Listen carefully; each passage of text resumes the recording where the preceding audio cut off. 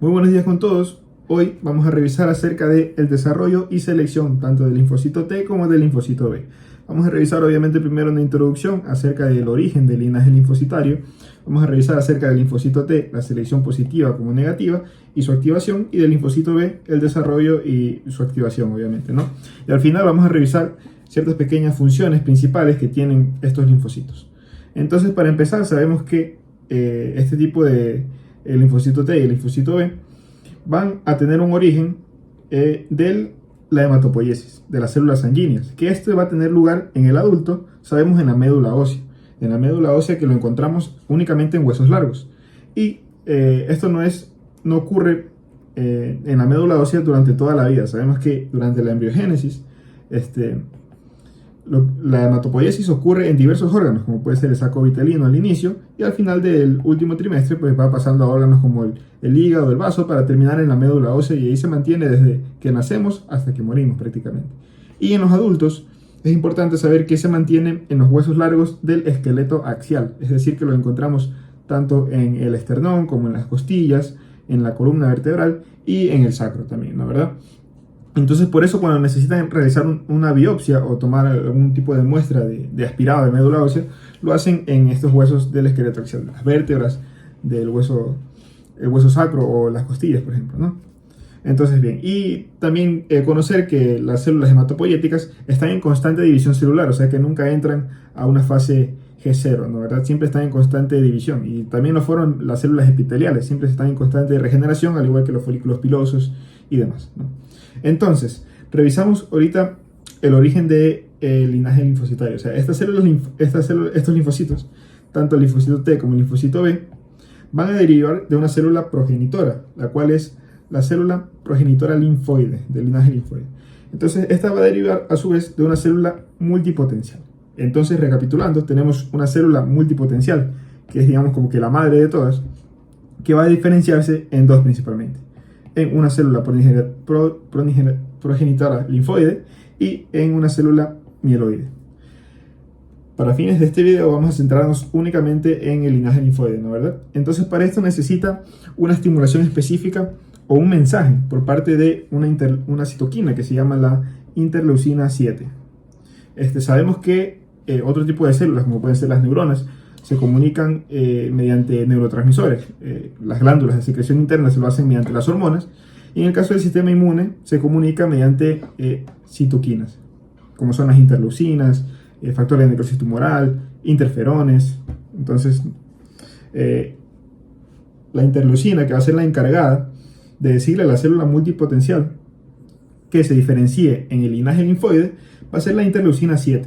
¿Y cómo lo podemos recordar? Pues el número 7, si lo vemos, ¿no? ¿Verdad? Le damos la vuelta, parece prácticamente una L. Entonces es una forma de recordar que la interleucina 7 es la encargada de hacer que la célula multipotencial se diferencie en el linaje, la célula progenitora linfoide.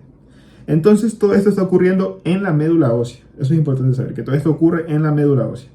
De ahí esta célula progenitora linfoide se va a diferenciar en un linfocito natural killer, que vamos a pasar a revisar sus características, ¿no? Pero se diferencia en natural killer. Y además se diferencia una célula T progenitora y una célula B progenitora. Estos son linfocitos inmaduros. Y todo este proceso está ocurriendo prácticamente en la médula ósea. Eso es importante saber. Entonces, de aquí pues se tienen que dirigir a un proceso de maduración. La célula T progenitora lo va a hacer en el timo, por eso su nombre de T, que se van a madurar en el timo. Y de ahí se pueden diferenciar dependiendo de sus necesidades, ¿no? ¿Verdad? En un T helper, un linfocito T helper. O sea, hay varios tipos de linfocitos. Están los T helper, los T reguladores, o como en español los helper son los T colaboradores. El linfocito T citotóxico, el T regulador. Pero es importante saber que se diferencia dependiendo de sus necesidades, ¿no? ¿Verdad? Y el linfocito B, linfocito B maduro, digamos, que no ha reaccionado con ningún antígeno, al activarse se va a transformar en una célula plasmática. Entonces, recordamos, este tipo de células, al derivar de una célula multipotencial, la encontramos directamente en la sangre. Entonces, ahora sí, pasemos a revisar este cuadro de acá de la derecha. Tenemos que los linfocitos, ciertas características que tienen, ¿no? ¿Verdad? Al revisarlo en un frotis sanguíneo, es que tiene son células redondas con un núcleo oscuro y que está ocupando gran parte del citoplasma y se encuentran circulantes en sangre y cerca de tejidos linfáticos secundarios. Aquí tenemos la descripción física. Y otra cosa importante saber, bueno, aquí tenía visto atrás de esto. Acá está. Al revisar nosotros un frotis sanguíneo, vemos que el linfocito pues, es lo que describimos, ¿no? ¿Verdad? Una célula redonda con un núcleo bastante colorido y que ocupa gran parte del citoplasma. Entonces, aquí es difícil diferenciar, no sabemos si este es un linfocito T, es un linfocito B, es un linfocito T helper. No lo logramos diferenciar. Entonces, ¿cómo realmente lo debemos saber? Pues en su superficie de los linfocitos tienen ciertos marcadores de superficie que se conocen como los clusters of differentiation, los clústeres de diferenciación, que son específicos para cada tipo de célula. Por ejemplo, los linfocitos B tienen el CD19, el CD20, el CD21, los linfocitos T tienen el CD3, los T helper tienen el TCD4, los T citotóxicos tienen el TCD8. Y esto quiere decir que hay un tipo de prueba para encontrar este tipo de marcadores que se conoce como la citometría de flujo, en el cual nos indica si digamos que este linfocito es positivo para CD20, pues es un linfocito B. O si es positivo para CD4, es un T helper. Entonces así, ¿no, verdad? Y bueno, eso para tener en consideración. Lo que respecta a células plasmáticas, pues a la final son linfocitos B activados.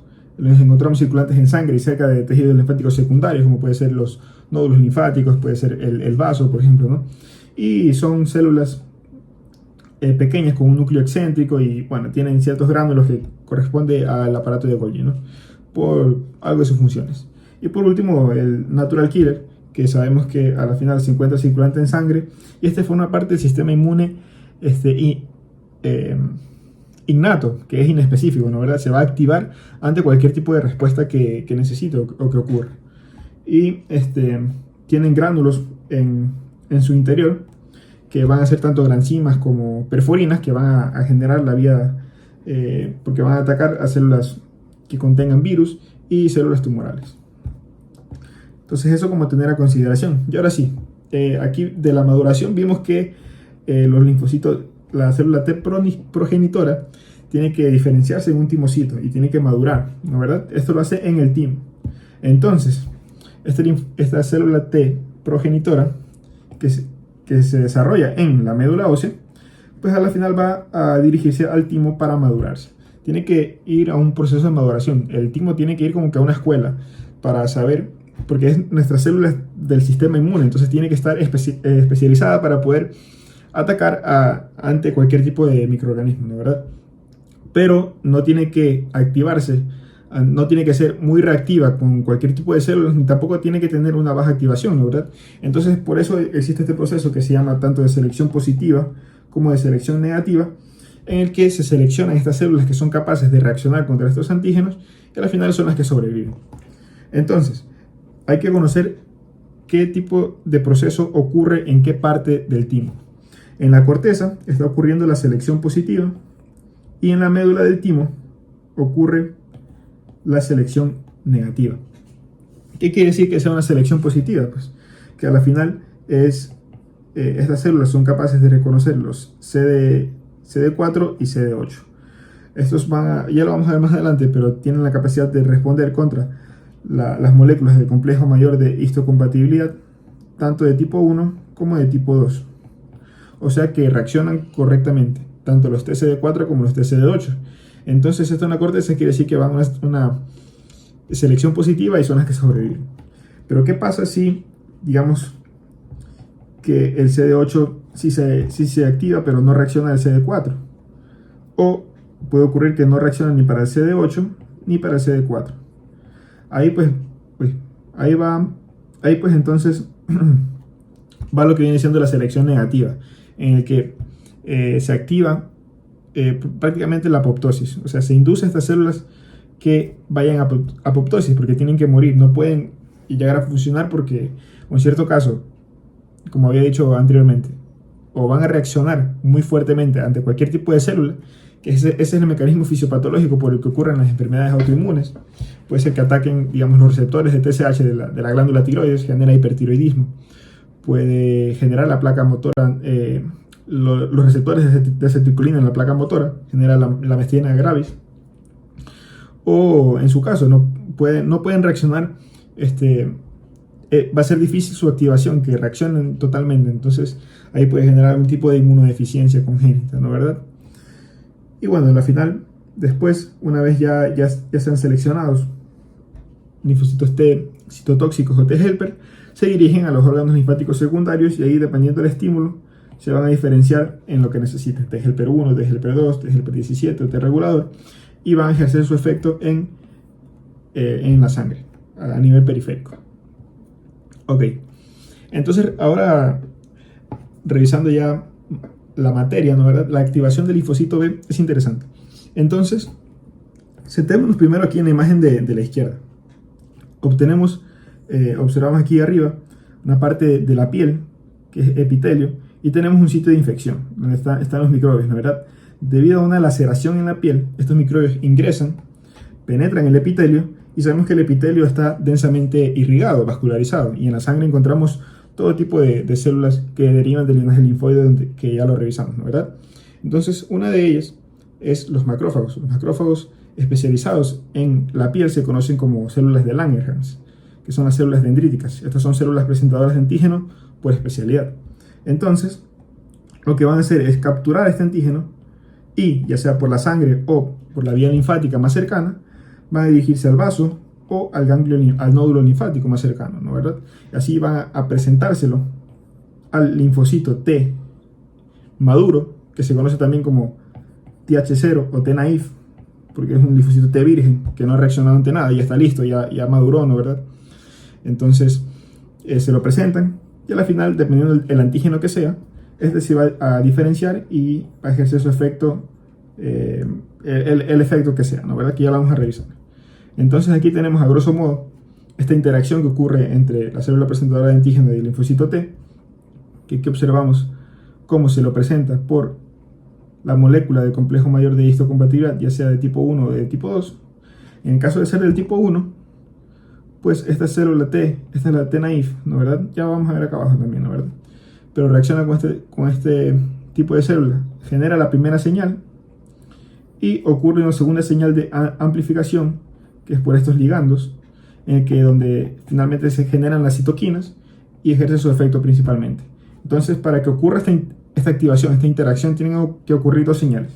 La primera es la reacción de la molécula del complejo mayor de histocompatibilidad con el receptor del linfocito T, y el segundo es la amplificación de esa señal por los ligandos. Saben ser, por ejemplo, de CD40 y CD40L, que sobre todo están codificados en esta proteína B7, ¿no verdad?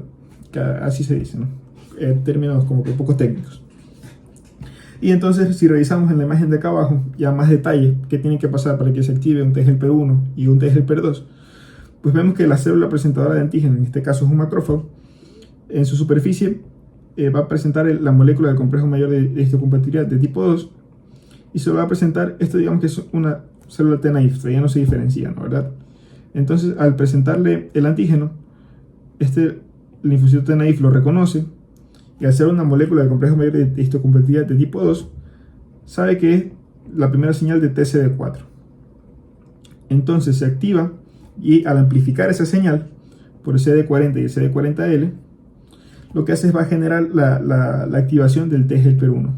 Hace que este T naïf pase a ser un T helper 1, porque ya recibió esa señal específica del CD4, ¿no verdad? Entonces ya sabe que es T helper 1.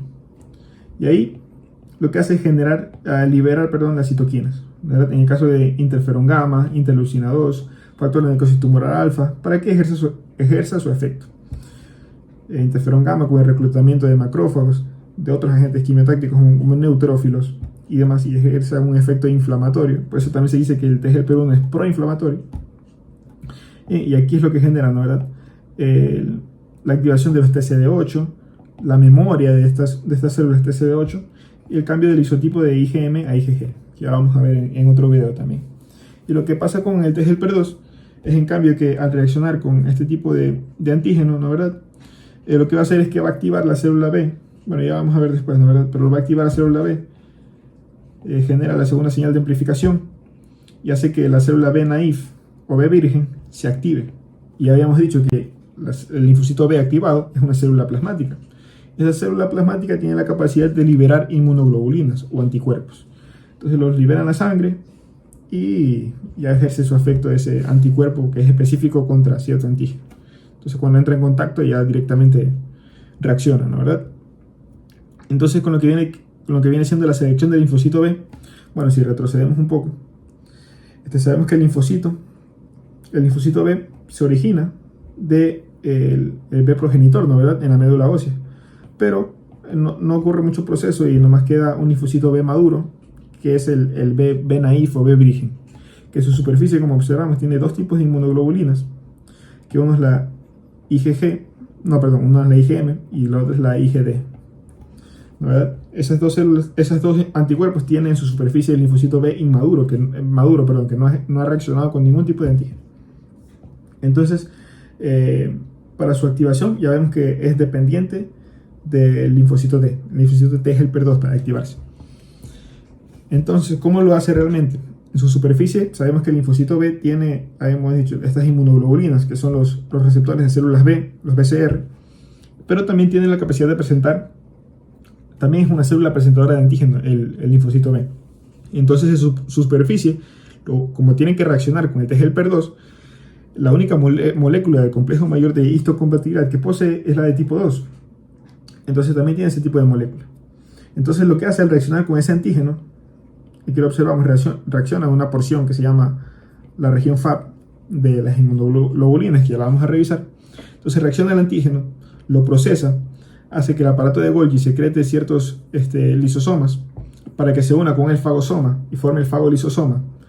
Digamos que digiere ese antígeno, lo degrada en una proteína y al mismo momento que va generando o va sintetizando la molécula del complejo mayor de histocompatibilidad de tipo 2, lo presenta en su superficie. Y como es una célula presentadora de antígeno, esta se lo va a presentar al linfocito T naif. ¿Para qué? Para que se diferencie, como ya vimos anteriormente, en un TGLPER2 y asimismo se active por la segunda señalización CD40 ligando y el CD40 para que genere las citoquinas y se active prácticamente la célula plasmática y genere la liberación de los anticuerpos o inmunoglobulinas. Y bueno, ya por último, revisar ciertas funciones principales que tienen tanto los linfocitos B como los linfocitos T. Y bueno, vamos a ver qué dice, ¿no? Los linfocitos B forman parte de la inmunidad humoral. Estos son encargados, mediados por inmunoglobulinas. Cosa importante, ¿no? ¿Verdad?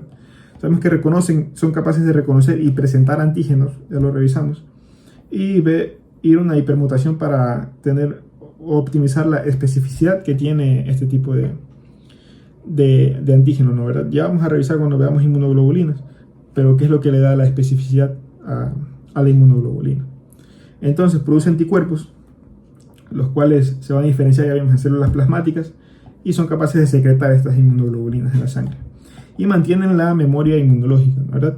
La memoria de células B persiste durante bastante tiempo y es capaz de generar una respuesta acelerada una vez se entra en contacto otra vez con ese antígeno en un futuro. Y lo que respecta a los linfocitos T, pues tenemos que estos forman parte de la inmunidad celular, que son solo linfocitos T, la inmunidad celular.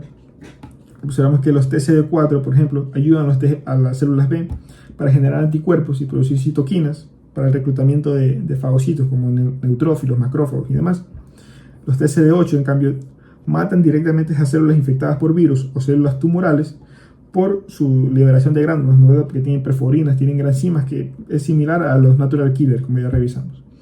Los linfocitos T funcionan en la reacción de hipersensibilidad de tipo 4 y son el mecanismo fisiopatológico para la reacción aguda y crónica, ¿no? ¿Verdad? El rechazo al injerto.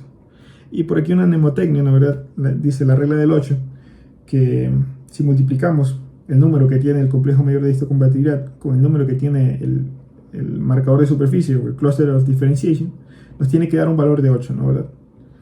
La molécula del complejo mayor de histocompatibilidad de tipo 2 con el CD4 nos da 2 por 4, 8 y el 1 por 8 nos da 8. Entonces, como un tipo de mnemotecnia, ¿no? Entonces, bueno, eso ha sido todo. Espero haberme dado a entender. Cualquier duda, no no hace falta preguntarla, ¿no verdad? Pregunten. Y nos vemos en una próxima entrega. Muchas gracias.